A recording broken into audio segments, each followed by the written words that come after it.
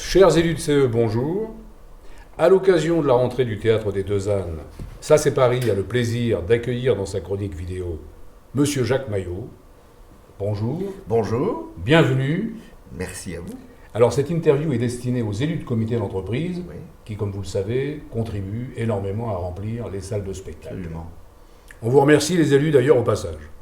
À partir du 1er octobre, l'actualité du Théâtre des Deux Ânes, c'est le Bagnet de Crabe. Le Bagnet de Crabe, c'est un spectacle qui est en prise directe, comme tous les spectacles du Théâtre des Deux Ânes, sur l'actualité. Et qui dit Bagnet dit Bettencourt. Vous suivez mon regard, c'est un spectacle qui est essentiellement axé sur les rebondissements multiples de la nouvelle success story française, l'affaire Bettencourt. C'est mieux que Plus belle la vie, en quelque sorte. Oui, en effet, parce que bon, c'est vrai que ça fait plusieurs mois qu'on suit quotidiennement les aventures des protagonistes Bettencourt & Co.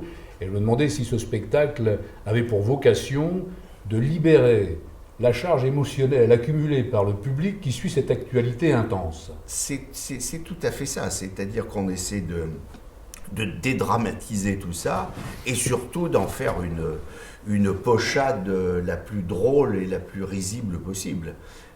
Parce que c'est vraiment cocasse quand on a un ministre qui vous dit « moi j'ai jamais levé le petit doigt » et puis qu'on découvre dans ses archives des lettres, etc.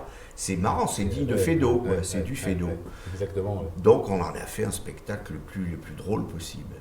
Et alors, justement, le spectacle de chansonnier, est-ce que c'est pas réservé à un public d'initiés ? Ça l'a été très longtemps. Je crois que grâce aux médias, maintenant, les jeunes sont très au courant quand même de ce qui se passe, et surtout d'Internet. Parce que c'est vrai qu'avec Internet, les jeunes ont accès à l'information. Avant, ils ne regardaient pas trop les émissions politiques, qui étaient, il faut le dire, un peu barbantes.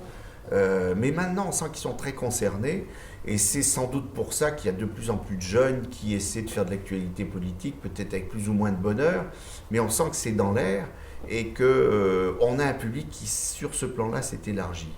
Oui, c'est vrai, parce que la présentation, effectivement, sur Internet, différents titres comme ça, on peut regarder, prendre l'actualité, pas systématiquement rentrer dans le détail, Exactement. mais avoir en fait le vent de ce qui se passe. Voilà, il y a une sorte de synthèse rapide.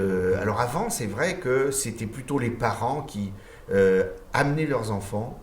Et souvent, on avait des adultes qui disaient « mais moi, je venais au théâtre avec mes parents, avec mes grands-parents, j'avais 18 ans, ils me prenaient par la main, ils m'emmenaient au Théâtre des Deux Ânes ». Je crois que c'est un peu fini, les jeunes viennent d'eux-mêmes, et on a évidemment toujours un public d'affidés, de gens plus âgés qui nous sont fidèles, bien sûr. Oui, tout à fait. Alors, que pourriez-vous dire à nos élus de comité d'entreprise pour les inciter à prescrire en priorité le Bagnet de Crabe aux salariés de l'entreprise? Alors je crois que c'est les spectacles que nous faisons ici, d'abord c'est des spectacles d'équipe. Moi j'ai toujours adoré les équipes et les troupes. Et donc il y a une véritable osmose qui se passe déjà entre les comédiens. Et ici en plus, quand les spectacles marchent et sont réussis, il y a vraiment un courant qui passe entre le public et la troupe. Et je crois que un comité d'entreprise, c'est aussi une équipe, c'est aussi une troupe. C'est des gens qui sont complices, qui échangent les uns avec les autres, parce qu'ils travaillent toute l'année ensemble. Et je crois que c'est ce qu'on essaie d'instaurer, d'instiller ici au Théâtre des Deux Ânes. C'est qu'on fait un peu la chasse aux individualités, aux individualismes, qui ont trop tendance à se développer. Les one-man shows, c'est bien, mais au bout d'un moment, quand on a vu une personne pendant 1h30 sur scène, il y en a un petit peu assez. Donc ici, on essaie de mettre tout le monde à contribution avec son talent, avec sa personnalité propre. Et je crois que c'est ce mélange des personnages, des genres, qui fait qu'on a un véritable travail d'ensemble, d'équipe. Et c'est pour ça que je crois que ça correspond tout à fait à un public qui vient en groupe. Je crois que nous, on a la même démarche, on travaille en groupe, comme les comités qui peuvent venir nous voir.